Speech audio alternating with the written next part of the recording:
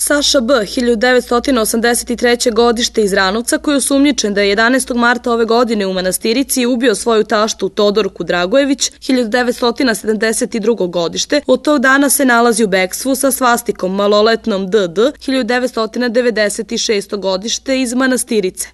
Mi smo jutros oko 7 časova u Petrovcu uhapsili Blagoje Sašu, 83. godište iz Ranovca, koji je dana 11.3. ove godine oko 1 čas posle ponoći u selu Manastirice ubio svoju taštu Todorku Dragojević, 72. godište, koja je inače makedonski državljanin i od kada se on i nalazi u bekstvu.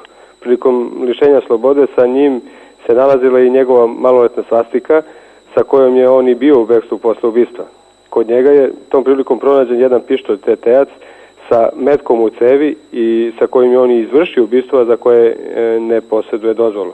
Takođe, kod sebe imao jedan gasni pištolj. Njemu je određeno policijsko zadržavanje, nakon čega će biti priveden dežurnom istražnom sudiji Višeg suda u Požarevcu za krivično delo ubistvo i nedozvoljeno držanje oružja. Inače, ja bih se zahvalio građanima jer su pokazali visok stepen svesti, jer su upravo oni najviše doprineli ovom hapšenju, jer su, tako reći, oni nama dostavili informaciju da se Saša i njegova svastika nalaze i da su viđeni kod autobuske stanice u Petrovcu, nakon čega je policija odlično i odlučno reagovala i na bezbedan način, bez ugrožavanja bezbednosti građana, lišila ga slobode.